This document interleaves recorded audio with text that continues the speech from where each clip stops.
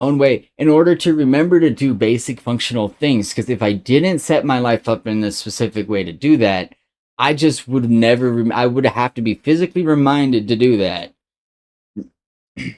So just based on that, like normal people, from what I understand, now mind you, I'm not a normal person. I am to some degree. I'm like a lot of people have issues, but when I say normal people, I just mean someone that's like no, they even if they were to go get a psychiatric appointment, they wouldn't get diagnosed with shit. Like no, it's a lot of society doesn't understand the booty juice, bro. Like and honestly, I think if you booty juicing anybody in a psych ward, I kind of fucking hate you, like deep down. Actually, I said I think at the beginning of that. No, I'm pretty sure I do, because that shit is traumatizing. Like immediately, like that shit is traumatizing to people. You can get drugged by doctors legally, no idea what happens to you after that. And I know friends that have had stuff physically happen to them after they were drugged by their psychologist, by the person they were roomed with, because of the booty juicing. And they only booty juice you when they, like, oh, you're acting up, you're aggressive. How I'm talking right now, like, look, this is how I normally talk. Mind you, I'm aware that to other people, my tone and my voice can come off as aggressive, but I'm not mad in any way right now. I'm just talking. I have a speech impediment.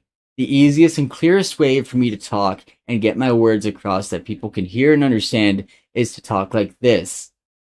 But that, for some reason, is that like it doesn't matter if I'm mad or not. It's attitude because of the tone of my voice. And even my family doesn't give me the grace of, oh, you have had to learn it. You have had to work through a speech impediment through your whole life. They don't care about that. They only care about this fact that it sounds like I have an attitude. I'm sorry I have a speech impediment. My bad for having a speech impediment and having ADHD, which is genetically related to my own family. Like, but I would love to get assessed, and I've even brought this up to my dad. I think I should get assessed if for nothing more than ease of mind. But it's kind of wild how people expect if you're disabled, that means you can't do anything. And I can't understand that from like a war veteran's perspective on like I've lost an arm because I got blown up by an IED and now my nerves are fucked and I fall down. I'm using an example. That's a real example from my actual friend. I'm not going to name her name, but I'll give her a fake name. Let's think of a fake name real quick. It's gonna be a real name, but you know what? Actually, I'll just call Brooklyn. We're gonna call her Brooklyn, and we're calling her that because Brooklyn is the name of my old dog. Let me show you here. Actually, let me show you this, okay? Because my mom made these for the dog, and I'm really sad. This is the dog that died on Christmas Eve a few years ago. So this is the first collar. My mom like crocheted. There's a real collar, like pink collar behind it, right? But my mom did this, and it was adorable. And then when it was my brother's wedding, look what she made for the dog. Look what it's so cute, man. This stuff sits right above my computer desk, like both my dog's ashes. I don't want to cry, but I miss my dogs a lot. And like I've wanted to work with animals my whole life, like, cause I want to help train therapy and like cardiac arrest animals. But because I'm able to talk and function, like, yes, I can make friends, but every single one of my friends usually is with my friend because they don't want to rage bait or bully me. They ain't like real friends. They like fucking with me. That's why they like hanging out with me half the time. Except for the people that like I meet through TC, like trading card games. Like I don't know if Clocks, if you're in here or not, but I would consider him a realer friend than most of the people I've been friends with my life, because he's actually just genuinely been like he's genuinely just been nice, accepting, and like way more than my other friends. Like he's like most of my life I've been bullied even by my own friends, and until I became an adult and realized that like a lot of stuff started clicking, I was like, wait, I don't think any of these people were. Most of my friends were my friends because my parents were like, hey, my Charlau my friend Platypus has a says, kid that's Hey around your there. age. Go hang out with them, you know? Like, so yeah, I can socially get along with basically anyone. Um, but that's kind of because I have to survive too, as well. I'd prefer to be in my very curated environment where I'm not socially ostracized or like overstimulated. Like my biggest thing is overstimulation. So like, there's a bunch of trading card game stores I can go to and also cards in, but I genuinely cannot play there because it's too filled. Hey Platypus, sorry, I'm in the middle of a rant about fucking about mental disorders. I forgot why I started. My ADHD caused it, but like, long story short, I have ADHD that I didn't know about until I was 18. That I had Silau diagnosed Platypus since I was says, 7. what are we doing today? Oh, we're currently playing cyberpunk, but we got sidetracked, and I kind of wanted to dive into it a tiny bit, so we switched over. But I was playing cyberpunk because I don't know where you live, but if you look up the wildfires for today, every fucking, like, all the way from Canada down to the tip of Florida, except for New York and California, was on fire today. So today I've had to my well, I wasn't at my grandma's house, or my house technically, since I live here too. I was at my sister-in-law's because my cars were getting fixed when it happened. My house got evacuated, so half the day I was anxious about my cats maybe burning alive, and me. Everyone's like, "Oh, you shouldn't go back. It's gonna be dangerous." So like, I'm telling them, if that fire gets any closer to my house, I'm gonna go get my cats. Like, I'm not, because I know the firefighters aren't gonna give a shit. To them, it's just a cat. It's not worth it. Because for some reason in this world, pets aren't considered family because they're not human. So I don't. It's insane to me. But I also, were you here? I just showed these adorable things. These are from my old dog. My last dog, and I understand. I was a homeless for a while, and I was an addict. I wasn't in a position to take care of a dog, so I had gotten rid of the dog. I was working on a professional dog trainer's license because I want to train cardiac arrest alert dogs, therapy dogs, and shit like that. I want to help people, and I love animals, and that's partially because of this whole social ostracization. And I think I might have level 1 ASC, which if I had the money to, I would go get assessed. But the assessment process requires my parents, who didn't even notice I was bullied until I was 25 somehow, yet everyone else in my family knew that clear as day. So I don't, like, you'd have to be willingly not paying attention to not notice it. But it was kind of insane. Holy shit. This is a weird time to be raiding in. I'm going to be real. Welcome in, everybody. We're ranting about autism and ADHD. And my dog died on Christmas Eve a few years ago. The year that my parents moved to Mexico, I was supposed to get my dog and be able to take care of him because I was finally in a position in life where I could. And my mom like crocheted this collar for her, and then for on my brother's wedding made this, and it's so adorable. But um people think that like disabilities like require you to be unable to do things entirely. Like, I can do things. Clearly, I'm making wrong side. I'm making a guitar. I have a 3D printer and a sewing machine. I make art. I can do things. I can socialize.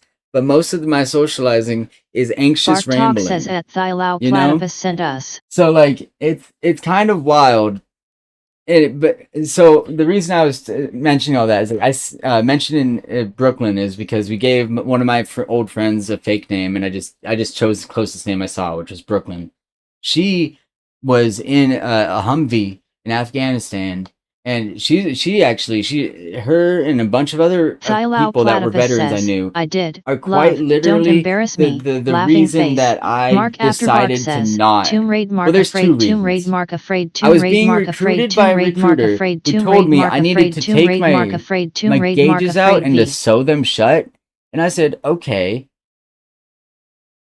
Can I ask why? And they said it's a safety concern. If I'm going to be shot at by bullets and they're putting holes in me, I don't understand why me already having holes in my body is an issue, first off. But I didn't say that to them, but like, let's be real. Having having this in my ear is not going to cause Bart any Talk sort of says, safety issue Barto anymore. W at You know? Macro for you. Thank you everybody for rating it, honestly. Like it, but I got to finish this rant for my own clarity too. Oh, by the way, for everybody who didn't know, for once, this is the first time in my entire life where I've seen Maclo for you most of says the country was on fire today. We're welcome, enjoy. Most of the country was on fire today, except for California. How the fuck does that happen? Y'all, did Silicon Valley bros just be like, you know what? Sounds good. We're gonna cause arson everywhere but here, and hope the karmatic action doesn't hit California this year. I would get it, because like my whole life, every single year, California's on fire, snow hits Texas, nobody knows how to drive in Texas, but it's not that. My Texan friend says, nobody has all your tires. I immediately replied with, but wouldn't you think after 15 years of this 1/2 inch of snow hitting for a couple hours, every single year for 15 years, that you would start carrying all your tires around? Because to me, it would make sense you would have all your tires if every single year, even if it's just a 1/2 inch of snow, that like you got to shut down schools and shit because there's a molecule of snow on the ground. You should have all your tires. But this year is a new one. But every place in the fucking country, almost every state was on fire today. Almost every state was on fire, except for California. That blows my mind. The most flammable state wasn't on fire during the time when the rest of the country was. Thylao Platypus says, that's insane. Right? Like, I know it is. It's kind of crazy that happened. But going back to the reason I was talking about autism is like, I want to get assessed for, first off, clarity of mind. I didn't know I had ADHD till I was 18. I was diagnosed when I was 7. My parents didn't tell me, and they didn't put me on meds. They gave me this herbal stuff, and my dad said he didn't want to tell me because he didn't want me to feel different. I'm like, Dad, I was being there was no way I wasn't gonna feel. I was bullied and socially ostracized my whole life. Do you think I felt not different? Like, let's think about this in reality for a minute. I was an unmedicated kid, had no idea about his mental disorders, and the second disorder. So I was diagnosed with ADHD and ODD. If you look up what ODD is, it's one of the most common misdiagnoses of AD or of ASD, autism spectrum disorder. And now that we know that ADHD is on the spectrum of that, it would, like, I don't think I have ODD. The reason ODD is oppositional defiance disorder, which means as a 7-year-old, a psychiatrist who knew me for 15 minutes determined I was a maliciously, like, a manipulative and like defiant person. Like, which to me, first off, it made me cry when I was reading what that was, when I realized that, because I was like, what? At what fucking point has any of that happened in my life? Besides me being a meth head. Then when I was on meth, don't get me wrong, I finessed the fuck out of people, but it's because I needed money and food, and I was trying to get the fuck out of there. Well, it turns out if you're a meth head, most of your money and food doesn't help you get anywhere but more meth. Gets you to the trap house. Don't do drugs. Thylao Platypus says, I didn't say a word until I was 4 years old, not one word, then started speaking in sentences right away. Apparently that's a pretty good indication too. See, I didn't know that. I didn't know that one. But see, okay, look, I'm gonna give you an example just because here's asterisk. I haven't read this book yet, but this is the book I chose out of one of the free libraries when I went and I gave them some of my smaller books. They're right on my desk. Why do I have staples? I don't even have a stapler. I just dropped staples everywhere. Why do I have staples? Why do I have staples? Why the fuck are there staples? I don't have a staple. But one of my favorite books. I've had it here because I love The Hobbit. You can even see it in the background. He's in reach. I have Frodo Baggins. Thylao Platypus says, yeah. I chose the most fucked it. I saw this guy on sale at Walmart for $5. Or very I have the One Ring and everything. Look at it, dude. For a stoner, this is the best Frodo Baggins out there. It's called a Fuggler. It's like an off-brand Labubu. It was $5 at Walmart when I got it. You could probably get it cheaper. I can take the jacket off. Platypus says, LOL. Really fucked up Frodo, but you can see why. I saw this guy. There was a Golem one too. I was gonna go back and get him. I only had like $10 today. I got it, but like I couldn't pass up this because I have 4